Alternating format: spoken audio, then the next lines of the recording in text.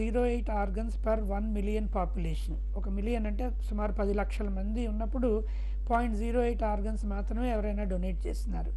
దీన్ని గనక మనం 0.1%కి పెంచి 0.1 పర్ మిలియన్కి పెంచగలిగితే మనకు కావాల్సిన ఆర్గన్స్ రిక్వైర్మెంట్ ఆల్మోస్ట్ సాటిస్ఫై అవుతుందని మనకి స్టాటిస్టిక్స్ చెప్తున్నాయి. అయితే డాక్టర్ గారు మీరు చెప్తున్నట్టుగా ఏదైతే ఈ బ్రెయిన్ డెడ్ ఇండివిజువల్ వాళ్ళ కుటుంబీకులు కానివ్వండి, బంధువులు ఎవరైనా కానివ్వండి, వాళ్ళ ఆర్గాన్స్ ఇవ్వడానికి ఒప్పుకోవడానికి మీరు స్వచ్ఛంద సంస్థల సహాయం తీసుకుంటామని చెప్తున్నారు.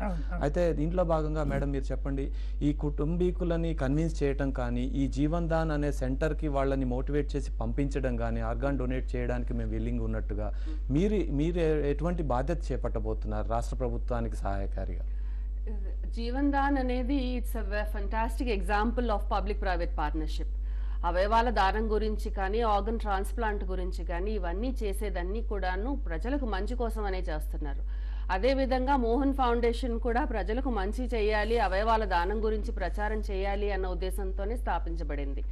కాబట్టి ఎక్కడ కూడా బ్రెయిన్ డెత్ సంభవించి మరి కుటుంబీకుల్ని మోటివేట్ చేయాలంటే మేము తప్పకుండా మా ట్రాన్స్ప్లాంట్ కోఆర్డినేటర్స్ మేము రౌండ్ ద క్లాక్ పనిచేస్తాం. కాబట్టి మేము వెళ్ళి కుటుంబీకుల్ని మోటివేట్ చేసి వాళ్ళు ఒప్పుకుంటే దానికి తగినట్టుగా సర్జికల్ టీమ్ అంతా అరేంజ్ చేయడం అంతా దానికి కూడా మేము జీవన్ దాన్తో సహకరించి వాళ్ళతో పనిచేయడానికి సిద్ధంగా ఉన్నామండి. అంటే ఇప్పుడు మీరు ఇదంతా కూడా రాష్ట్ర వ్యాప్తంగా రేపటి నుంచి, ఇప్పుడు ప్రస్తుతానికి మీరు హైదరాబాద్ నగరం వరకే పరిమితమై పనిచేస్తున్నట్టుగా చెప్పడం జరిగింది.